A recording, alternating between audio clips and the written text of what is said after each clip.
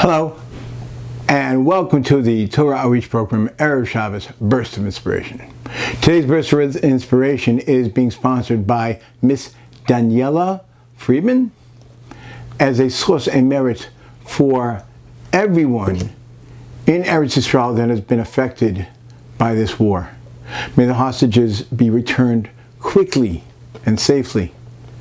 May the soldiers be successful and win this war immediately. May those people displaced from their homes be able to return to their homes in health and happiness. And may this war end with tremendous success for our people. It's also being sponsored or dedicated in honor of Miss Daniela Friedman, who is engaged to be married to Mr. Sam Kaplan, that the Torah learning from this video should be a schus for both of them, that they should be able to build a true bayis ne'eman b'Yisrael, a home filled with Torah and mitzvos. This Shabbos precedes a holiday that is celebrating the most momentous day in world history, Shavuos, the day that God Himself revealed Himself to the entire Jewish people, known then as Hebrews, the same people, our ancestors. Every single man, woman, and child were assembled together with Moshe and Aaron and the elders who were there in the same group. Do not be misled by silly movies. It's Moses was by himself on top of them. No. Everyone assembled at the foot of the mountain and heard God speak, and were given the mitzvos of the Torah. Everyone. This is a claim that is agreed to by every other religion. Every religion says, yes, the Jewish people had a revelation at Sinai. God spoke to every single one of them. Christians, Muslims, the Buddhists, the Hindus, they all agree to this fact. Not only that, no other religion makes a claim that is even close. One person had a revelation and taught other people. 12 people saw something and showed other people. 2 people saw, one, groups, little groups. Prove them right, prove them wrong. Can't. Have faith, they're told.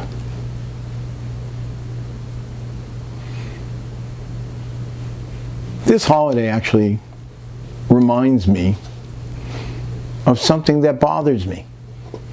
When people ask me, oh, are you part of the Jewish faith? But that term bothers me. I want to answer, no, I'm not part of the Jewish faith, I'm part of the Jewish reality. Because we base what we do and who we are on facts. We challenge ourselves to know these facts, and if we have questions, prove ourselves. Look for the answers. Other religions will tell you don't study so much. That's for the theologians, the scholars, not for the masses. Why? Because ask too many questions, you're going to find issues, contradictions. Oh, we have issues and contradictions, but we have answers to them. And if you can't find an answer, keep working at it. You will. Reminds me, years and years ago when I was in 10th grade, our Shiva, the dean of our Yeshiva, Rabbi Yisroel Bodkins, who just passed away a couple weeks ago, he gave a class And I asked a question, and he didn't have an answer that he liked. He gave me an answer, and he asked me if I liked it, and he told me, tell him honestly. I said, no, not really. He said, good, and me neither. He said, but I want you to try to find it. It may take time, it may take months, it may take years. I asked the question again to another rabbi mentor of mine, Rabbi Rotman Zitzal. And he said, I think I know the place is a medrash somewhere. And he told me the medrash. He didn't know exactly where it was. And he said the same thing. You keep asking, keep working on it, you'll find it. And it was something that really bothered me. It was contradictory. And then just 2 years ago, we were 40 years later, I was preparing for a class that I was giving. And I found the answer. Rav Rotman had already passed away, but Rabbi Peer was still alive. And I called him up and I told him. And he said he was more happy that I still remember the question than the answer. It was a good answer, but the fact that I still worked on it and I still kept it there, because that's what we are. We have questions, but there are answers, and we're encouraged to find the answers, as opposed to other religions. They tell you have faith. I'm not of the Jewish faith. I'm part of the Jewish people, a people that base our religion on facts. Facts. 3 million people stood at Mount Sinai, approximately. Imagine if this isn't true. That first generation that got the Torah from what? A group of rabbis that decided to write it in a cave and give it to them? And then they were told, well, what do we do with it? And they were told, learn it. Greatest mitzvah in the Torah. Equal to all the other mitzvahs is learn Torah. We're told to study. Never give up. Keep asking questions. Keep asking questions. Search and struggle for answers. They're there. So that first generation does just that. And then they get to what I just told you. You all heard it. You saw the lightning, you heard the thunder, you saw the fire, you saw the smoke, you heard God's voice, you trembled. And they look at each other and go, we did what? I don't remember this. You can't lie to 3 million people. Dad, do you remember this? Granddad? Yeah. No. Oh, and because of what you heard, you said, everything that God says we'll do. And you accept on yourself, not only are you going to keep all these commandments, but you're going to teach your descendants after you. And it's not just love your neighbor. Some of them are very difficult. One day out of the week we can't work, no matter how much money we have and don't have. No matter what kind of deal comes up last minute, sorry. If you live in Israel, 1 year out of every 7 you work the land, you can't work the land. It's a sabbatical for the land. You're going to make me do all this because of something you told me I saw and I didn't see, and now I got to teach my children to do this? And don't forget who we are. The most cynical people on the face of this planet. We ask questions. We have issues. We don't take anything at face value. So we're going to take that at face value? I don't think so. That first generation, we're giving it up. And here we are. 3,336 years later, and we are still known as the people of the book.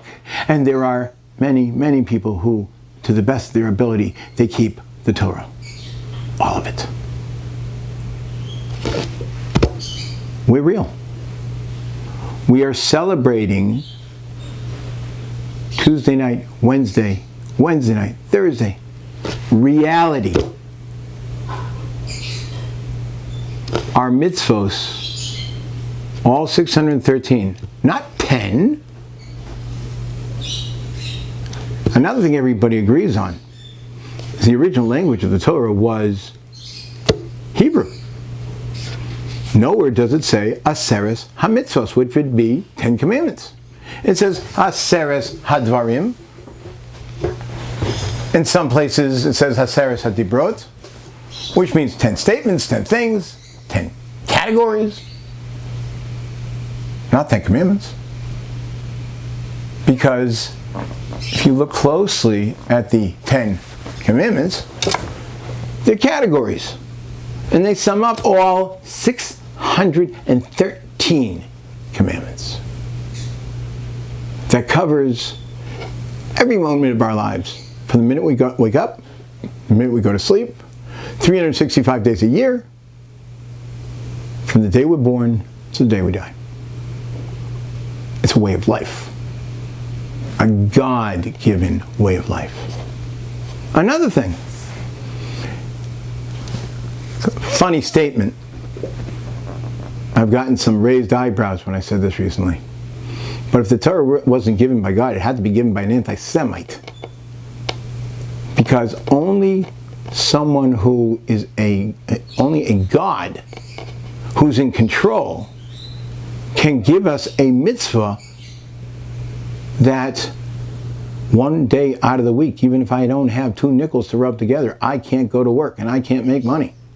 And promises us you're going to be okay because your money comes from God anyway, and you just have to go through the motions and make the effort. A human being can't say that unless you want people to die. A human being can't tell farmers not to work their land in Israel one year out of every 7 unless he wants to destroy them.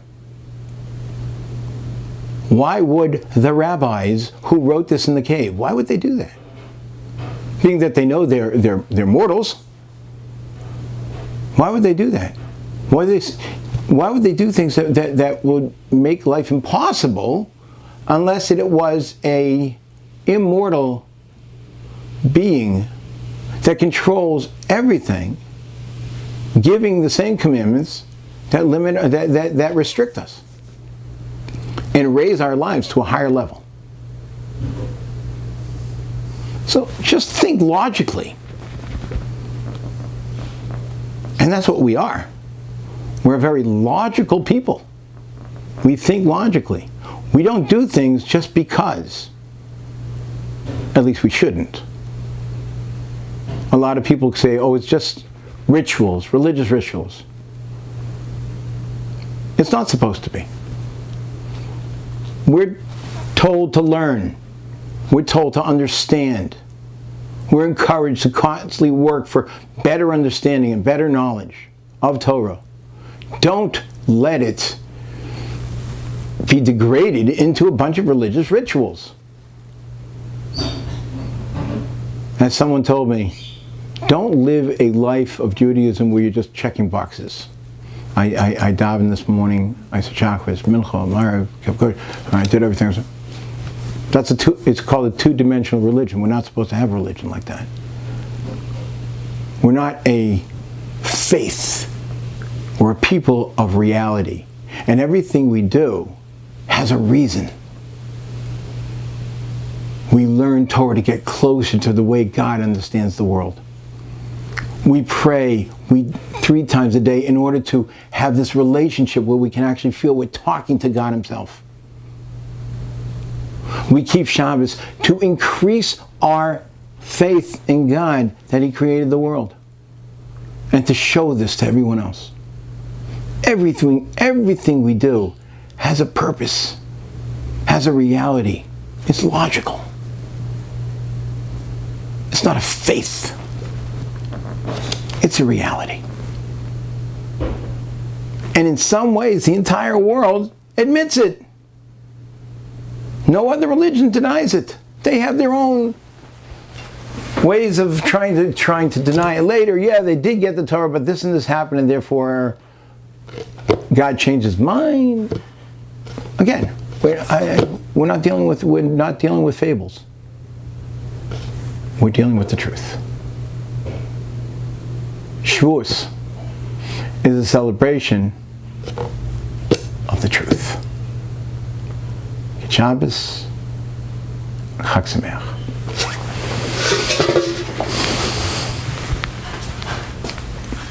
Hello and welcome to the Torah Outreach Program, Erev Shabbos, Burst of Inspiration.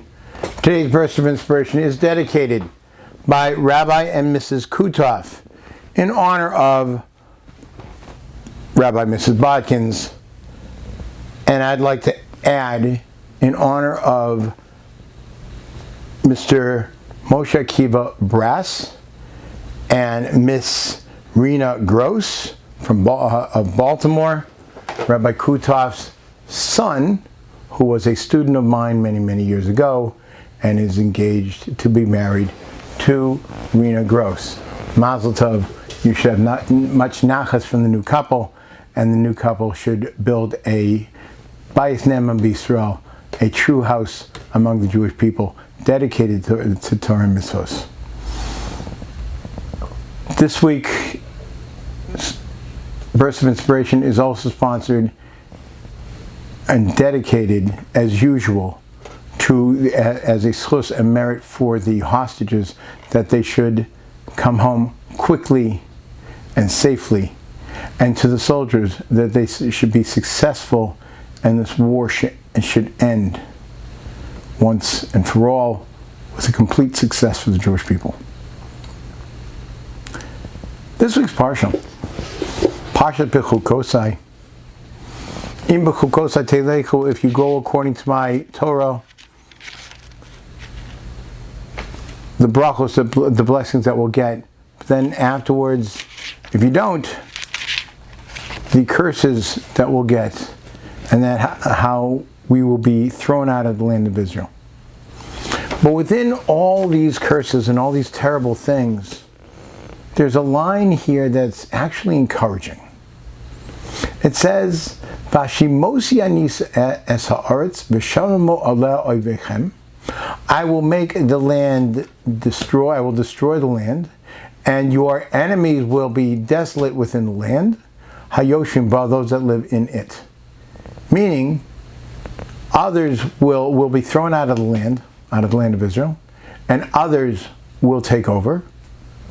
But those people will have no success in the land, and it will remain desolate. Let me just mention something from one of my favorite authors, Mark Twain.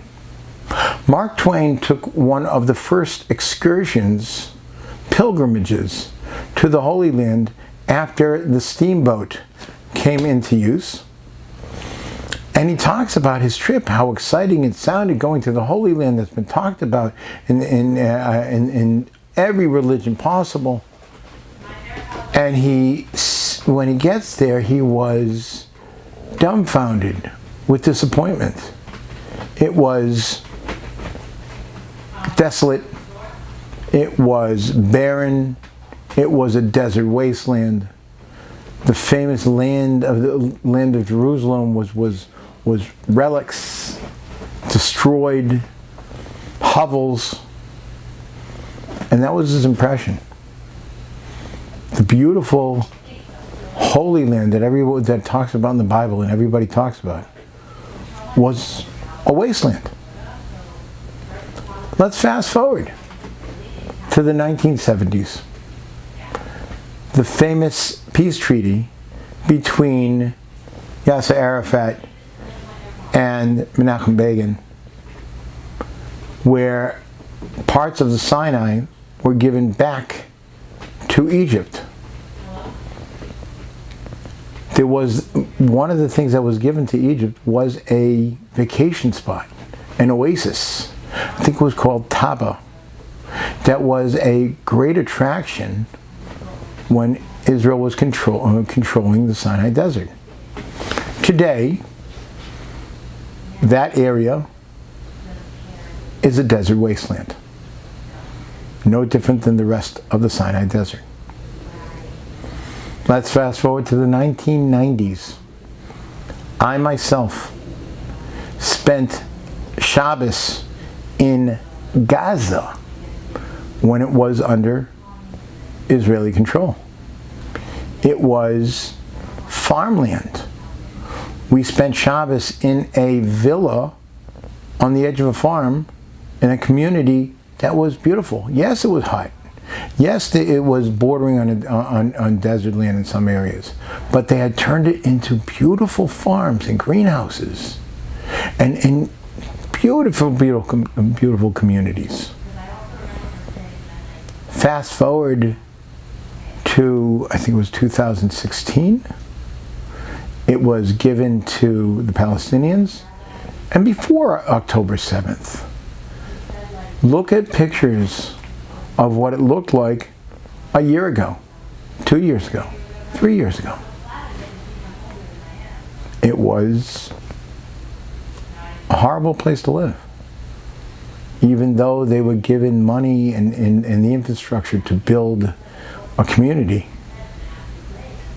most of it was wasted, used on terror tunnels, but it was just, they couldn't do anything with the land. Because of this verse in the Torah, God says that we may be thrown out, but nobody else will be successful. And this is a living proof. We see this over and over again in today's times. Vashimosi aniyas haaretz. I will make the land, I will destroy the land. V'shamamu ala yoshveha. And v'shamamu ala oivechem. And your enemies will lay desolate on it. Hayoshimva, those that are living in it. Living proof. Eretz Yisrael belongs to the Jewish people. Without getting into the politics. The Torah promised it to the Jewish people. And anyone else who tries to cultivate the land, nothing works. And if you take a look at what Eretz Yisrael looks like today, again, living proof that when the Jewish people are taking care of Eretz Yisrael, the land thrives. Good Shabbos.